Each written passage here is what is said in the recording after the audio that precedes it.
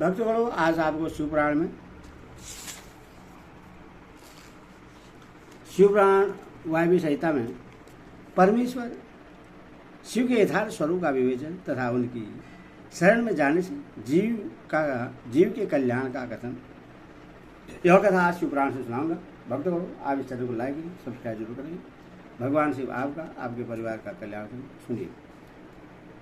मुनि कहते हैं, यदुनंदन, यह चराचर जगत देवादिदेव महादेव जी का स्वरूप है, परंतु पशु जीव भारी पास से बधे होने के कारण जगत को इस रूप में नहीं जानते। महर्षिगण उन परमेश्वर शिव के निर्विकल्प परम भाव को न जानने के कारण उन एक का ही अनेक रूपों में वर्णन करते हैं। कोई उस परम तत्व को अपर ब्रह्मा रूप कहते हैं, कोई पर ब्रह्मा रूप बताते हैं, और कोई आदि अंत से रहित उत्कृष्ट महादेव स्वरूप कहते हैं। पंच महाभूत इंद्रिय अंतकरण तथा प्राकृतिक विषय रूप जड़ तत्व को अपर ब्रह्मा कहा गया है। इससे भिन्न समष्टि चैतन्य का नाम पर ब्रह्मा है। विरहित और व्यापक होने के कारण उससे ब्रह्मा कहते हैं। प्रभु वेदों एवं ब्रह्मा जी के अधिपति पर ब्रह्मा परमात्मा शिव के वे पर और अपर दो रूप हैं। कुछ लोग महेश्वर शिव को विद्या स्वरूपी कहते हैं। इनमें विद्या चेतना है और अविद्या अचेतना। यह विद्या रूप विश्व जगत गुरु भगवान शिव का रूप भी है। इसमें संदेह नहीं है, क्योंकि विश्व उनके बस में है। भ्रांति, विद्या और परविद्या या परम तत्व, ये शिव के तीन उत्कृष्ट रूप माने गए हैं। पदार्थों के विषय में जो अनेक प्रकार की असत्य धारणाएं हैं, उन्हें भ्रांति कहते हैं। यथार्थ धारणाएं या ज्ञान का नाम विद्या है, तथा जो विकल्प रहित परम ज्ञान है, उससे परम तत्व कहते हैं। परम तत्व ही सत्य है, इससे विपरीत असत कहा गया है। सत और असत दोनों का पति होने के कारण शिव सदपति कहलाते हैं। अन्य महर्षि ने सर अक्षर और उन दोनों से परे परम तत्व का प्रतिपादन किया है। संपूर्ण भूत सर है और जीवात्मा अक्षर कहलाता है। वे दोनों परमेश्वर के रूप हैं, क्योंकि उन्हीं के अधीन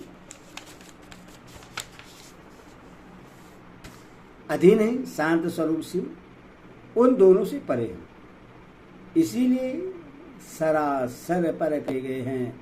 कुछ महर्षि परम कारण रूप शिव को संशिष्ट व्यशिष्ट स्वरूप तथा संशिष्ट और व्यशिष्ट का कारण कहते हैं। अव्यक्त को संशिष्ट कहते हैं और व्यक्त को व्यक्त शिष्ट।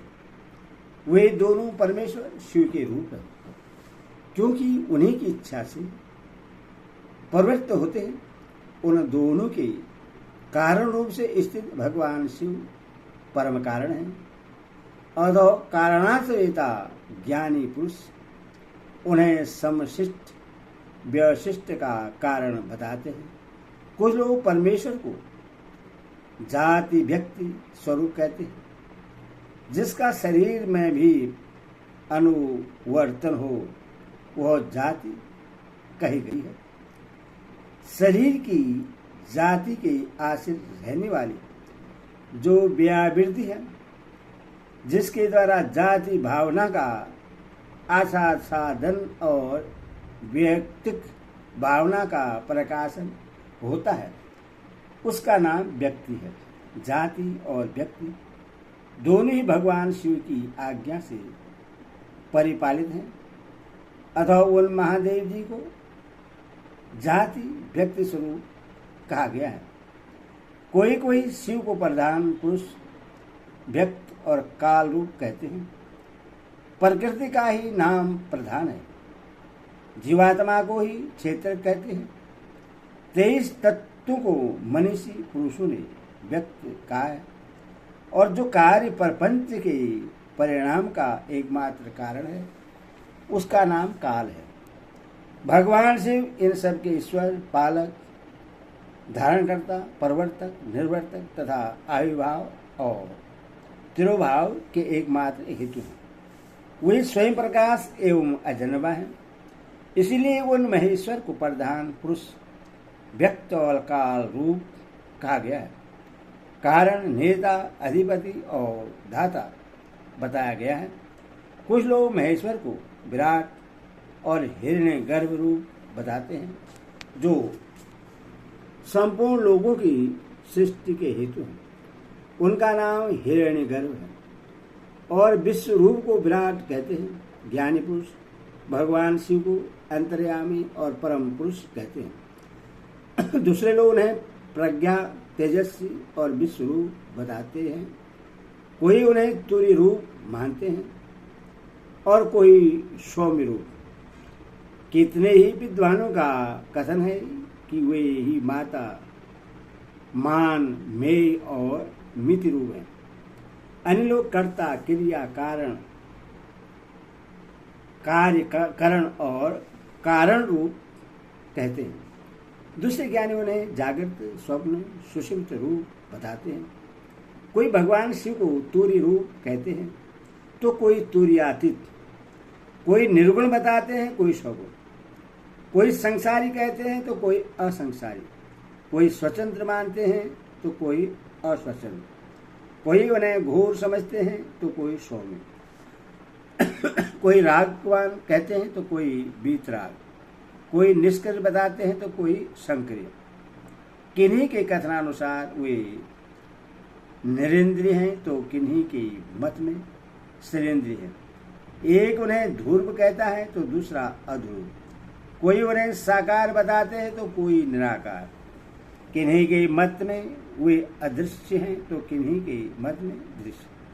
कोई उन्हें वर्णनीय मानते हैं तो कोई अनवर्चनीय। किन्हीं के मत में वे शब्द स्वरूप है तो किन्हीं के मत में शब्दातीत।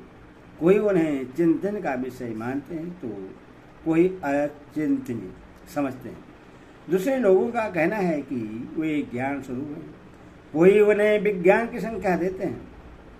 किन्हीं के मत में वे ज्ञेय है और किन्हीं के मत में अज्ञेय। कोई उन्हें पर बताता है तो कोई अपर। इस तरह उनके विषय में नाना प्रकार की कल्पनाएं होती हैं। इन नाना प्रीतियों के कारण मुनिजन उन परमेश्वर के यथार्थ स्वरूप का निश्चय नहीं कर पाते।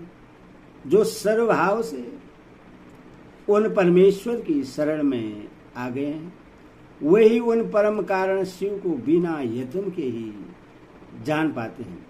जब तक पशु जीव जिनका दूसरा कोई ईश्वर नहीं है उन सर्वेश्वर, सर्वज्ञ, पुराण पुरुष तथा तीनों लोगों के शासक शिव को नहीं देखता, तब तक वह पासों से बद्ध हो इस दुखमय संसार चक्र में गाड़ी के पहिए की नेमी के समान घूमता रहता है।